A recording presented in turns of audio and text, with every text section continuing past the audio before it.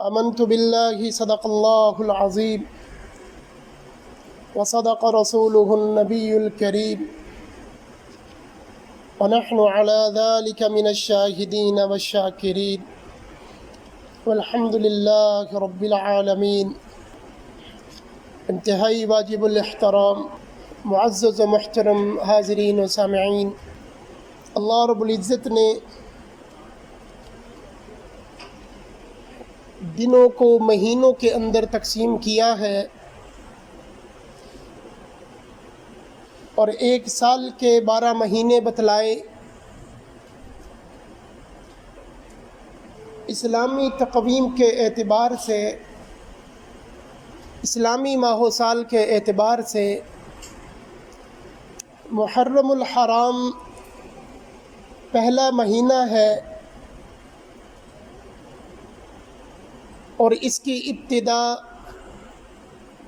جناب نبی کریم صلی اللہ علیہ وسلم کے ہجرت کے سفر سے ہوتی ہے.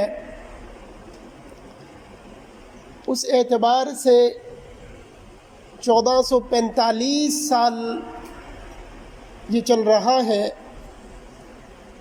کہ جب رحمت دو عالم صلی اللہ علیہ وسلم نے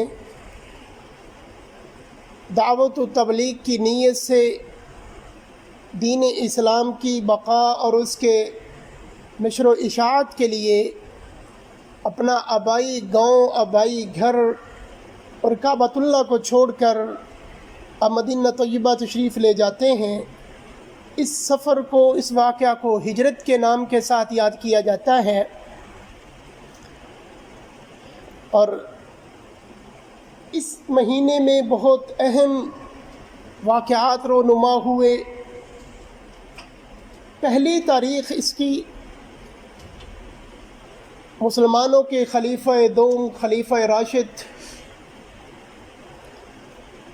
سیدنا عمر بن خطاب رضی اللہ تعالی عنہ کی شہادت ہے. قرآن کریم نے حضرات صحابہ اکرام کے نام ذکر نہیں فرمائے سوائے ایک صحابی حضرت زید کے. باقی ان کی صفات، ان کے اوصاف اور ان کی خصوصیات بہت سارے مقامات پر بیان کی گئی ہیں. سورہ فتح کی یہ آخری آیت مبارکہ فرمایا کہ محمد الرسول اللہ والذین معه اشداء علی الکفار. جناب رسول اللہ صلی اللہ علیہ وسلم کا اسم مبارک بھی اصلی نام 4 مرتبہ قرآن میں آیا. یہ آخری بار ہے جس میں قرآن کریم میں نبی مہربان صلی اللہ علیہ وسلم کا اسم مبارک ذکر فرمایا ہے، اور فرمایا کہ محمد جو اللہ کے رسول ہیں، والذین معہ، اور جو ان کے ساتھ والے ہیں. معہ سے مراد مفسرین نے جناب ابو بکر رضی اللہ عنہ کو لکھا، اور اشداء علی الکفار کہ وہ کفار کے مقابلے میں کفار کے لیے بڑے سخت دل تھے، اور رحماء بینہم آپس میں بڑے رحم دل تھے. اشداء علی الکفار کی جو صفت ہے یہ حضرت عمر رضی اللہ تعالیٰ عنہ کے بارے میں حضرات مفسرین بیان کرتے ہیں. اور رحماء بینہم آپس میں بڑے نرم دل سارے ہی صحابہ تھے، لیکن خصوصیت کے ساتھ سیدنا عثمان بن عفان رضی اللہ عنہ کی یہ صفت بیان کی جاتی ہے. اور اسی طرح کہ ان کی پیشانیوں پر آپ عبادت کے نشانات دیکھیں گے، یہ حضرت علی المرتضیٰ رضی اللہ تعالیٰ عنہ کی صفت بیان کی گئی ہے.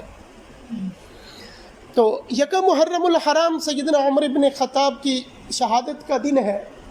تو اس حوالے سے حضرت عمر کی شہادت اور آپ کی زندگی پر ایک طائرانہ نظر ڈالی جائے. حضرت عمر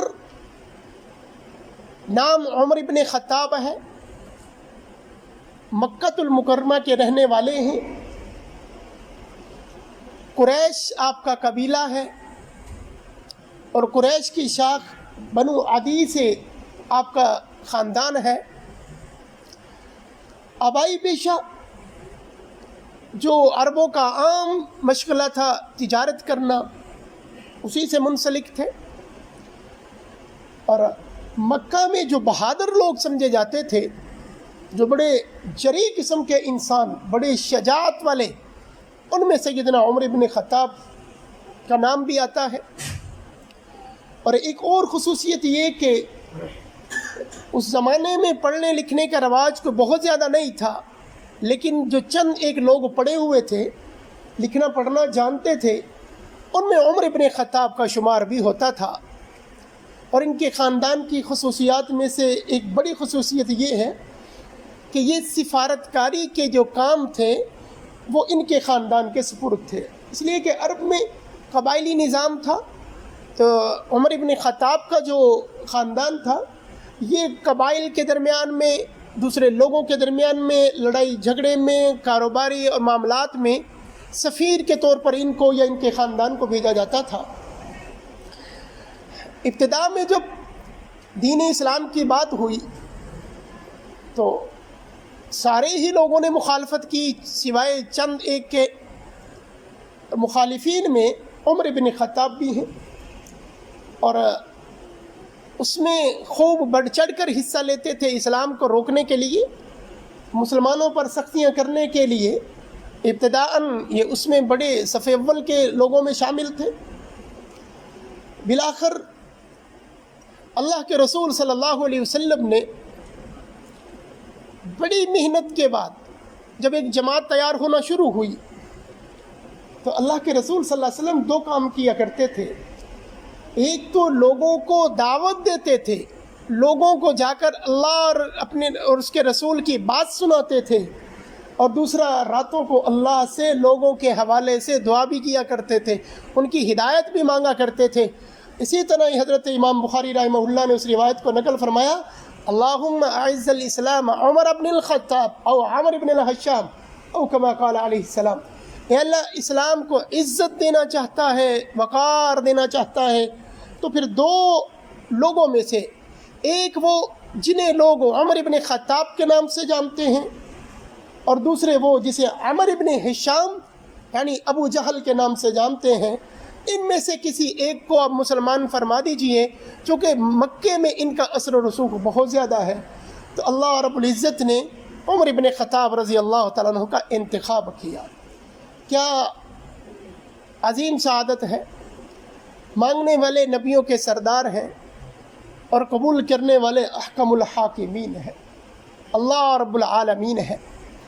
اب جب ان کے اسلام لانے کا واقعات مختلف لکھے ہیں سیرت نگاروں نے، لیکن جو زیادہ مشہور ہے وہ یہ ابو جہل کے کہنے پر ایک دن نکلتے ہیں کہ کیوں نہ ایسا ہو کہ مسلمانوں کے یہ جو پیغمبر ہیں تو انہی کے ساتھ ہی ایسا معاملہ کر دیا جائے کہ یہی دنیا سے رخصت ہو جائیں، یہ جائیں گے، ان کا دین بھی ساتھ چلا جائے گا اور ہم اپنے آباء و اجداد کے دین پر باقی رہیں گے۔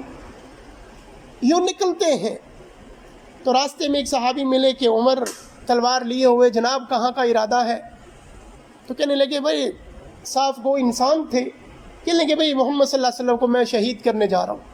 انہوں نے کہا واہ کمال کر دیا عمر، ذرا گھر کی بھی تو خبر لو بابا، آپ کی تو بہن مسلمان ہو گئی ہیں، آپ کے تو بہنوں ہی مسلمان ہو چکے ہیں، جس نبی کی آپ بات کرتے ہیں اس کا پیغام اور اس کا میسیج تو جناب کے گھر تک، خاندان تک پہنچ چکا ہے، پہلے ان کو تو حال احوال معلوم کریں۔ تو یہ وہاں سے پھرے اپنے گھر کی طرف گئے تو واقعتاً حضرت خباب کچھ ایک صفحات لے کر پڑھا رہے تھے اور پھر وہ چھپ گئے، اور سارا ماجرا اس میں لمبی بات ہے۔ بہن سے بات شروع ہوئی تو بھائی بہنوں ہی ذرا آگے بڑھے تو ان کا گریبان پکڑا، تھپڑوں کی بارش کی۔ اسی اسنا میں بہن جن کا نام فاطمہ ہے، حضرت عمر کی بہن کا نام فاطمہ ہے، ان کو بھی ایک تھپڑ لگتا ہے اور ان کا خون بھی نکل رہا ہے، اور وہ یہ کہہ رہی ہیں کہ بھائی آپ خطاب کے بیٹے ہیں؟ یا جی ہاں۔ کیا میں خطاب کی بیٹی ہوں؟ اگر تم دین قبول نہیں کر سکتے، روکتے ہو، تو میں چھوڑ نہیں سکتی۔ جس باپ جری باپ کے، بہادر باپ کے تم بیٹے، اسی کی میں بیٹی ہوں، اب جو تم سے ہو سکے۔ تو حضرت عمر جو ابھی حضرت عمر یعنی صحابی نہیں ہوئے، عمر ابن خطاب ہیں، تو سوچنے لگے کہ میری بہن کبھی مجھ سے ایسی بات نہیں کر سکتی تھی، لیکن یقیناً کوئی ایسی بات ہے۔ پھر کہنے لگے کہ آپ مجھے بھی وہ چیزیں دکھائیے۔ تو بہن نے پھر ایک اور किया, फरमाने लगे कि नहीं तुम तो अभी मुशरिक हो। क्या चले कुरान देते नहीं, जो पढ़ रहे थे वो मुझे भी सुना दीजिए। फिर हज़रत खब्बाब रज़ी अल्लाह ने फिर वो कलिमात सूरह तौहा की आयत जब पढ़ी, तो चूँकि पढ़े लिखे भी थे, कुरान भी था, अरब भी थे, और पढ़ने वाले ने जिस दर्द से पढ़ा रब के कलाम को, तो हज़रत उमर की दिल की ज़मीन अब बिल्कुल वो जो बंजर थी अब वो सरसब्ज़ व शादाब होने जा रही है। तो रोने लगे और जज्बात बदले और कहा कि मुझे आप मुसलमान कर दीजिए। अब हज़रत रसूलुल्लाह सल्लल्लाहु अलैहि वसल्लम जो दारे अरक़म में तशरीफ़ रखते थे वहाँ ले जाकर ये हज़रत उमर बन गए, यानी उमर इब्न ख़त्ताब से सैयदना उमर इब्न ख़त्ताब रज़ी अल्लाह अन्हु बने हैं। बहादुर आदमी थे, तो फिर इन्होंने अपनी बहादुरी के जौहर दिखलाए। बाकी लोग जब मुसलमान होते थे तो अपना इस्लाम छुपाते थे, अल्लाह की तरफ से हुक्म भी यही था। लेकिन ये जब मुसलमान हुए तो अपने मामू आस इब्न वाइल उनकी तरफ गए, दरवाज़ा खटखटाया तो वो आए और बड़ा खुश आमदीद उन्होंने वेलकम किया। कहने लगे नहीं मामू, मैं ज़रा बताने आया था कि आज से मैं मुसलमान हूँ और सुना है आप मुसलमानों के साथ सख्ती करते हैं, तो गोया कि मेरे साथ भी कोई ऐसा मामला होगा। तो सफ़ीउर्रहमान मुबारकपुरी साहब ने अर्रहीकुल मख्तूम में लिखा कि वो दरवाज़ा बंद करके अंदर चले गए, कहते मैं आपसे बात नहीं करना चाहता। फिर यहीं से वो उठकर फिर जो इनका दोस्त थे कभी अबू जहल की तरफ गए, उन्होंने और भी हसन अंदाज से वेलकम कहा, लेकिन कहने लगे नहीं जनाब, आज मैं बताने आया हूँ अब भी मोहम्मद अरबी सल्लल्लाहु अलैहि वसल्लम का दीन कबूल कर चुका हूँ, तो मेरा आपके रास्ते जुदा। तो सीरत निगारों ने लिखा कि वो ज़ोर से दरवाज़ा बंद करके अंदर चले गए और जुर्रत भी ना की बात करने की। अब इसी इसना में लोग छुप कर इबादत करते थे, तो हज़रत उमर ने पूछा या रसूलल्लाह क्या ये कैसी हलचल, ये वज़ू और ये क्या जी नमाज़ पढ़ेंगे, इबादत करेंगे अल्लाह की? क्या इबादत किसकी है? हुज़ूर ने फरमाया कि अल्लाह की है। तो फिर अल्लाह के घर में क्यों नहीं हम करते? क्या उमर आपकी कौम नहीं करने देती? तो सैयदना उमर ने कहा या रसूल अल्लाह, वो वक्त चला गया, वो हालात बदल गए। जब उमर मुसलमान नहीं था, मेरे आने से फिर क्या फ़र्क पड़ा? जो दूसरे अल्फाज में जो आपने रब से मांगा था एक बहादुर, तो उसकी बहादुरी किस दिन काम आएगी? क्या जी चले अब काबा में नमाज होगी, दो बड़े जर्नैलों के दरमियान में एक सफ़ के शुरू में उमर इब्न ख़त्ताब हैं और दूसरी सफ़ के किनारे पे हज़रत हमज़ा बिन अब्दुल मुत्तलिब जो हुज़ूर पाक सल्लल्लाहु अलैहि वसल्लम के चचा हैं, वो भी कुछ अर्सा पहले ही मुसलमान हुए थे। अब हज़रत उमर ऐलान कर रहे थे भाई हमने काबा में नमाज पढ़नी है, नमाज रब के घर में होगी। अब अगर किसी को रोकने का, ताकत दिखाने का शौक़ हो तो वो ज़रूर तशरीफ़ लाए, और जिसे नहीं चाहिए कि जो चाहता हो कि उसकी बीवी बेवा हो जाए और उसके वालिदैन बे औलाद हो जाएं और बच्चे यतीम हो जाएं, तो वो ज़रूर कोशिश करे। तो सारी सीरत और हदीस की किताबें लिखती हैं कि कोई शख्स भी जुर्रत करके सामने ना आया।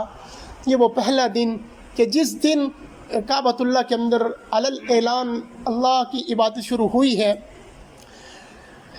ये सफ़र चलता है, ऐलानिया दावत देते हैं। इन्हीं वाक़यात में जब हिजरत की बात हुई है तो जनाब रसूलुल्लाह सल्लल्लाहु अलैहि वसल्लम को अल्लाह का हुक्म था कि वो रात को जनाब उमर हज़रत अबू बकर के साथ निकलते हैं, बाकी सहाबा भी अपने अपने मौका पर निकलते हैं। लेकिन जब हज़रत उमर की बात आई हिजरत की, काबतुल्लाह में तशरीफ़ ले गए, तवाफ़ किया, रकात पढ़ी और फिर ऐलान किया भाई आज उमर हिजरत करना चाहता है, तो सुना है कि तुम लोगों को रोकते हो, लोगों पे सख्तियाँ करते हो, तो मैं जाने लगा हूँ तो शहर से बाहर थोड़ा निकल कर मुझे ज़रूर रोकिएगा, अगर किसी को शौक़ हो मुझे रोकने का। तो फिर हज़रत उमर के सामने कौन आता, कोई भी ऐसी जुर्रत न कर सका। यूँ सैयदना उमर इब्न ख़त्ताब रज़ी अल्लाह ताला अन्हु हर काम अलल ऐलान करते हुए मदीना तय्यबा में रहमत दो आलम सल्लल्लाहु अलैहि वसल्लम के पास जाकर पहुँचते हैं। हुजूर के साथ सारी गज़वात में शिरकत फरमाई, ग़ज़वे बदर हो, उहद हो, खंदक हो, हुनैन हो, हर एक में आपने शिरकत फरमाई और अपनी बहादुरी के जौहर दिखलाए। हुजूर पाक सल्लल्लाहु अलैहि वसल्लम को मुशावरत में भी शामिल रहे, सफ़र व हजर में भी साथ रहे, सारा वक्त साथ रहा। लेकिन अल्लाह के रसूल सल्लल्लाहु अलैहि वसल्लम ने हज़रत उमर को जो मांगा था تو رسول اللہ کی نظر جو تھی تو وہ کیا کمال کی نظر تھی، ایسی خصوصیات کے مالک تھے. جب مجلس مشاورت میں بیٹھتے، مشورے کے اندر بیٹھتے، تو ایسے اعلیٰ مشورے بھی حضرت عمر رضی اللہ نے دیے، جس کو حضرت شاہ ولی اللہ محدث دہلوی رحمہ اللہ نے ازالۃ الخفا عن خلافت الخلفاء ایک بڑی کمال کتاب لکھی. ان میں فرماتے ہیں کہ 25-27 مقامات قرآن کریم کے ایسے ہیں، ایسی آیات ہیں کہ اللہ کے رسول صلی اللہ علیہ وسلم نے کسی کام میں مشورہ طلب فرمایا تو باقی صحابہ کا مشورہ ایک طرف تھا، حضرت عمر کا مشورہ ان سے مختلف تھا. اللہ نے حضرت عمر کے مشورے کو قبول فرما کر آسمان سے قرآن پاک کو نازل فرمایا. ایسی با کمال. اور کیوں نہ ہو، اللہ کے رسول صلی اللہ علیہ وسلم فرماتے تھے کہ اللہ نے حق بات کو عمر کی زبان پہ جاری فرما دیا، اس زبان سے جو بات نکلے گی وہ حق بات ہوگی. اور یوں بھی فرما دیا ایک بار تو فرمایا لو کان بعدی نبی لکان عمر، میرے بعد اگر کوئی نبی آنا ہوتا، اگر نبوت کا اللہ دروازہ نہ بند کرتے تو اتنی خصوصیات والے شخصیت حضرت عمر ابن خطاب رضی اللہ تعالی عنہ ہیں. ایک لقب آپ کا فاروق ہے. سارے ہی صحابہ فاروق تھے، حق اور باطل میں فرق کرنے والے، لیکن حضرت عمر کے آنے سے ذرا اور زیادہ کفر و اسلام میں فرق واضح ہوا، اس لیے ان کا لقب فاروق اعظم ہوا. اور ابو الحفص ان کی کنیت ہے. جناب رسول اللہ صلی اللہ علیہ وسلم کے ساتھ ہر موقع پر رہے. اس کو بہت اہمیت کے ساتھ یہ سیکیورٹی کا نظام تھا. حضرت عمر رضی اللہ کی اس پر بڑی گہری نظر رہتی تھی. جب بھی کوئی شخص مدینہ سے باہر کا ہوتا اور مدینہ میں آتا تو اس کے بارے میں اچھی خاصی معلومات رکھتے. اس پر حدیث جبریل کے نام سے ایک حدیث موجود ہے. اس میں بڑا زبردست قسم کا واقعہ کہ ایک صاحب آئے حضور کے ساتھ صلی اللہ علیہ وسلم کے ساتھ آ کر بڑے قریب میں بیٹھ گئے، یہاں تک کہ اپنے گھٹنے لا کر اتحیات کی شکل میں حضور کے ساتھ ملا دیے.